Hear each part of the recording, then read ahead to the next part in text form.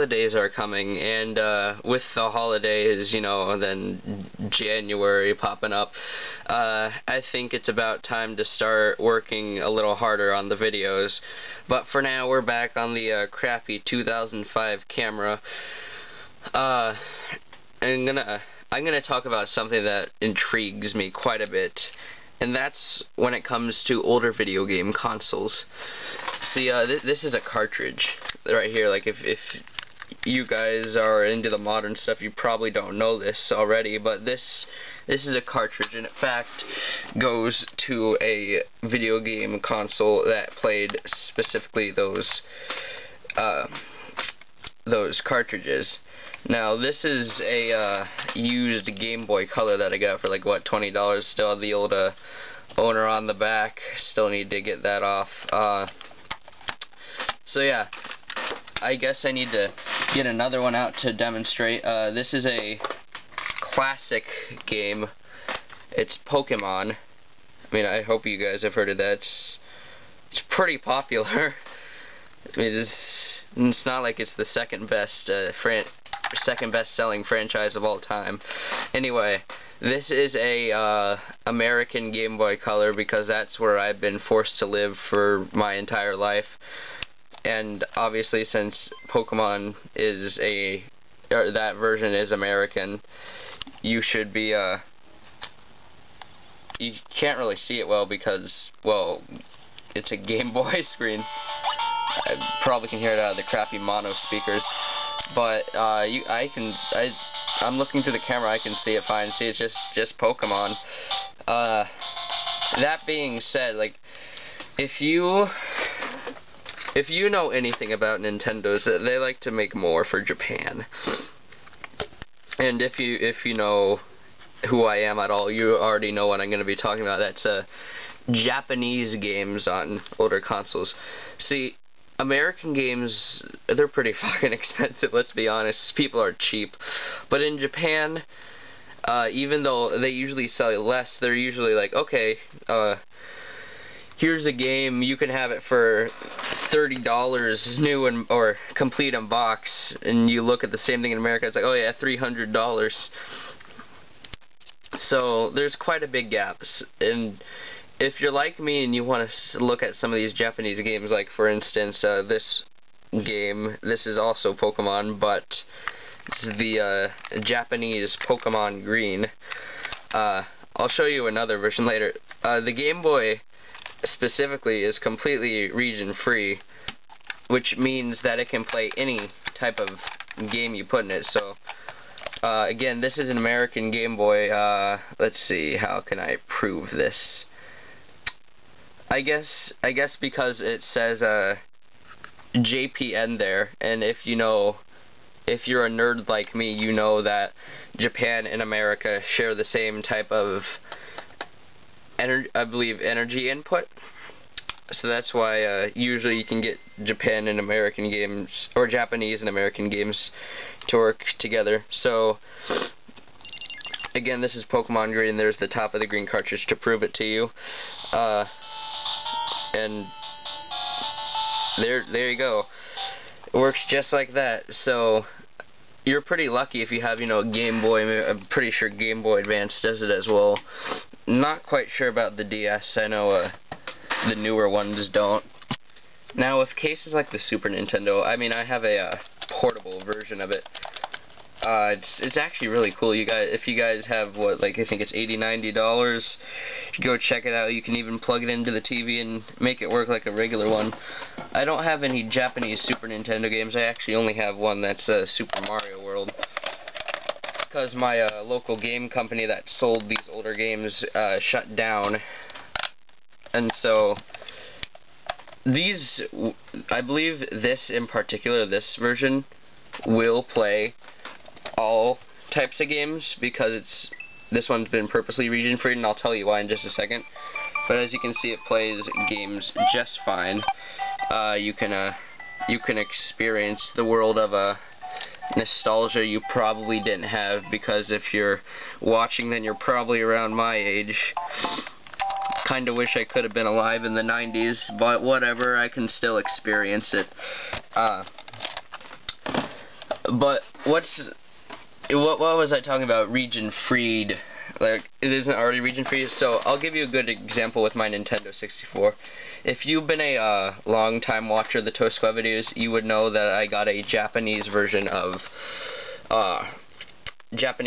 Super Smash Brothers. And while this isn't plugged in right now, I guess I'll plug it in a little bit later to prove it. This is an American cartridge right here, Mario 64.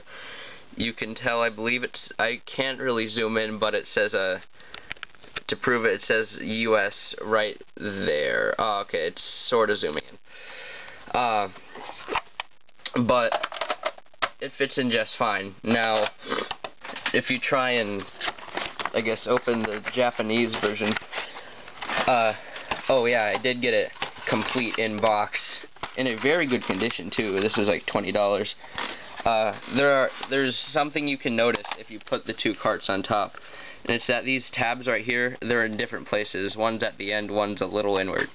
Now Nintendo did this because, well, basically they're a bunch of douchebags back in the 90s. They're like, okay, you can have all the Game Boy games in the world, but with Nintendo 64, no, you can't have that. Can't make more money. So on a normal N64, it would like get stuck around here. You couldn't push it in farther, and if you did, you'd probably break the cartridge. But what you can do, I know a bunch of people have done this and said, oh, I can't really show you. It's going to be hard to see, but if you, I guess if I made it a little, oh, there you go. Right in the corner, there's a little black patch. Those are where the tabs are. So this is a American N64. There you go, USA right there. Don't think you can see that either. There you go, that's close enough. So, as I said earlier, the Japan and US consoles have the same power input, I believe it is. So you can, these are basically the same thing, but they just changed the tabs. So when I say they were a little bit of douchebags, I mean they really were. Sorry Nintendo, I love you, but please region unlock your next console, unlock the Switch. That would be nice. So one thing you can do, as I showed you the tab before, but actually there was no tab. You can actually drill that out, but that takes a lot of effort, as they decided it would be smart to put these fucking horrible screws in the, I believe it's called the, it's something to do with 6, I don't know. But you have to buy, you have to buy little screwdriver connectors to that, and it's really fucking annoying. So, I will prove it to you very shortly that both of these will work. So, you don't need to worry. I don't think PAL games work. So if you really want to play your European games, you're gonna have to get a European N64. And also, as far as I'm sure, like any Japanese game will work on the N64. Even if you have enough money and are willing enough to get the disk drive. God, I wish I had that. If only I weren't broke. Sorry, I still have that cough. Ooh. The disk drive will work on that as well. Just if you're using like F-Zero-X, it has to be the Japanese version. So a few restrictions, but really not much. So let's go plug this bad boy in, and So I got my little game review corner set up with the old TV. So again, here are the games. Prove it to you. Mario 64 English, Super Smash Bros. Japanese. So we'll start with Mario 64. Just plug that in there, turn it on, and it's me, Mario. Can't really see the TV well because, let's face it, it's an old TV. Can't ever. But here, let's see if I can zoom in a little bit, and okay, there we go. Just got the old issues with it. So just to prove it, it does work, and as you see, I'm actually walking around. I'm actually pulling the analog, and so that is Mario 64 English. And Super Smash Bros. Now, this is a really easy thing to do to mod the N64. So if you really don't want to spend like $75 or some shit on the Super Smash Bros. Not in box, you can get this. I got it for about $20, complete in box, manual and everything, and in really good condition too. I was really lucky. Alright, so you guys have already seen this from my other video, so I guess I'll just like put in a versus mode match real quick, just to show that it does indeed work. Stock, one stock versus start. Okay. I'm gonna go with my main man Link. Let's go. Here, let's zoom in a little bit, maybe. Maybe, possibly. Here, let me. Okay, this'll be all right, seeing as how I'm not gonna be really playing because I'm gonna have to hold the camera really. As you can see, I'm jumping around. I can't really control anything else because I'm holding one hand with the camera. So yeah, that's Smash Bros. Proving to you that you can use Japanese and American. And by American, I do mean Mexico, US, Canada. They're all the same thing. So yeah, that was a quick little show off of what you can do with older consoles. Now, with most disc-based consoles nowadays, you can't really do anything about it. It's just region locked. You can mod it, but those mods are some hardcore stuff. Nothing that I'd ever want to try and do. But if you happen to have like an old N64 or a Super Nintendo, if you cut out the tabs in the cartridge slot, I'm sure there are videos on how to. I might do one later on.